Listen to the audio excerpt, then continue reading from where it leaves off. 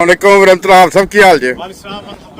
sir ਇਹ ਦੋਸਤਾਂ ਨੂੰ ਤਾਰਸ ਤੇ ਕਰਾਓ ਜਰਾ ਜਨਾਬ ਸਾਡੇ ਰਈਸ ਸਾਹਿਬ ਨੇ ਹਾਂ ਐਮਟੀਏ ਚ ਕੰਮ ਕਰ ਰਹੇ ਨੇ ਅੱਛਾ ਕਾਫੀ ਦੇਰ ਤੋਂ ਸਾਡੇ ਬੜੇ ਕਰੀਬੀ ਦੋਸਤ ਨੇ ਫੁੱਟਬਾਲ ਦੇ ਬੜੇ ਅੱਛੇ ਪਲੇਅਰ ਨੇ ਰਬਾ ਤੋਂ ਬਿਲੋਂਗ ਕਰਦੇ ਨੇ ਤੇ ਅੱਜ ਜਨਾਬ ਸਾਡੇ ਨਾਲ ਤਸ਼ਰੀਫ ਲਿਆਏ ਨੇ ਅੱਛਾ ਖਾਲਸਾ ਹਾਫਿਜ਼ ਮਸੂਦ ਅਹਿਮਦ ਮੈਂ ਬਾਸਕਟਬਾਲ ਖੇਲਿਆ ਥੋੜਾ ਬਹੁਤ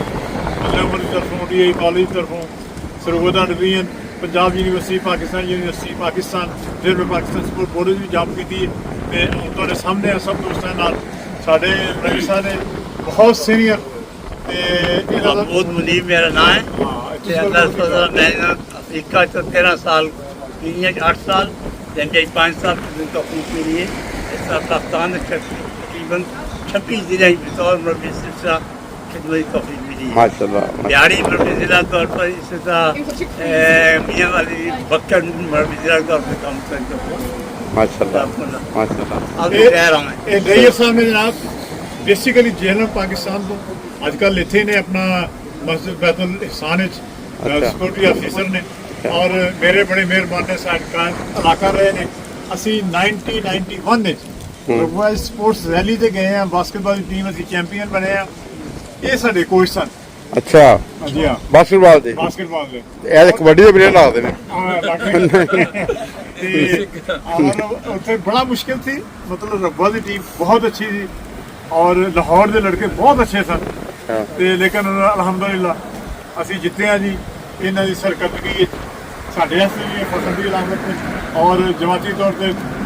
ਰੰਗੀ ਤਲਵਾਰ ਅੱਲਾ ਦੇ ਫਜ਼ਲ ਨਾਲ ਅੱਛਾ ਮਾਸ਼ਾਅੱਲਾ ਮਤਲਬ ਰਬੀ ਸਿਲਸਿਲਾ ਨੇ ਮਾਸ਼ਾਅੱਲਾ ਹਾਫਿਜ਼ ਬਣ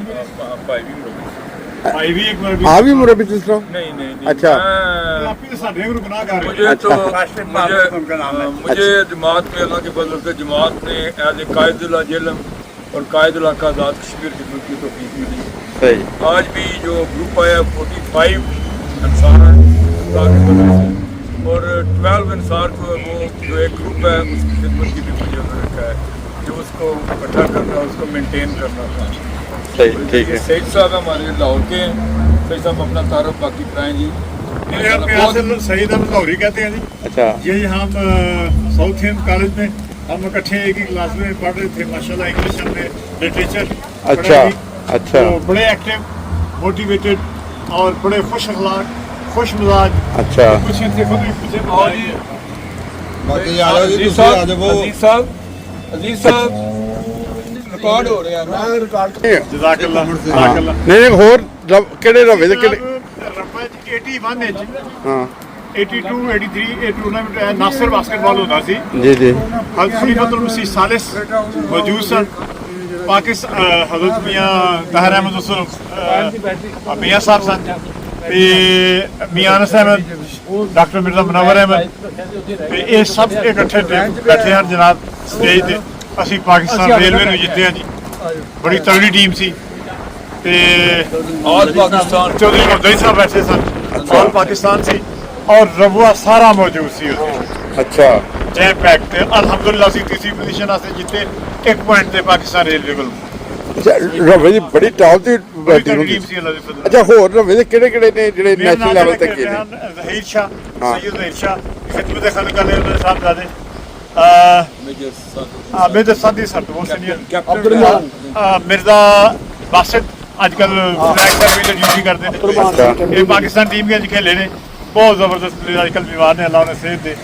ਉਹਨਾਂ ਦੇ ਵੱਡੇ ਭਾਈ ਮਿਰਜ਼ਾ ਰਸ਼ੀਦ ਅਹਿਮਦ ਮਜਲਿਸ ਦੇ ਸਿਹਤ ਦੇ ਸਦਰ ਵੀ ਨੇ ਇਹ ਵੀ ਬਾਸਕਟਬਾਲ ਦੇ ਬਹੁਤ ਅੱਛੇ ਪਲੇਅਰ ਤੇ ਤਾਹਿਰ ਬਿਰਕਸਨ ਇੱਕ ਜੀ ਔਰ ਅੱਜ ਕੱਲ ਉਹ ਕੈਨੇਡਾ ਨੇ ਸਰਵਰ ਮੁਸਵਾਦੀ ਅੱਜ ਕੱਲ ਆਸਟ੍ਰੇਲੀਆ ਨੇ बहुत अच्छे प्लेयर दुबले पतले हैं बहुत अच्छे प्लेयर और एक ताहिर लंबा सी उनके हैं क्योंकि 3-4 ताहिर सन बहुत हो गए ने 2 साल पहले अच्छा एक छोटा ताहिर सी उन्होंने ताहिर फौजी बाद जो आर्मी चले गए ते मिर्जा अमजद सी कमर अहमद अता जर्मनी अपना जर्मनी होंदे ते इत्थे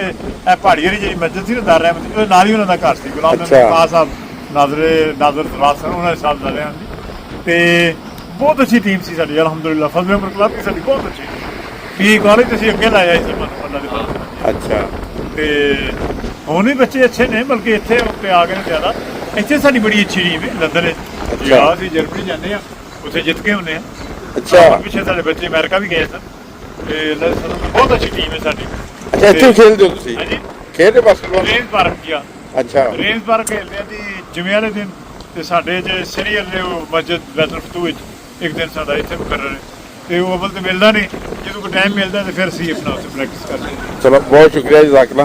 ਬਹੁਤ ਸ਼ੁਕਰੀਆ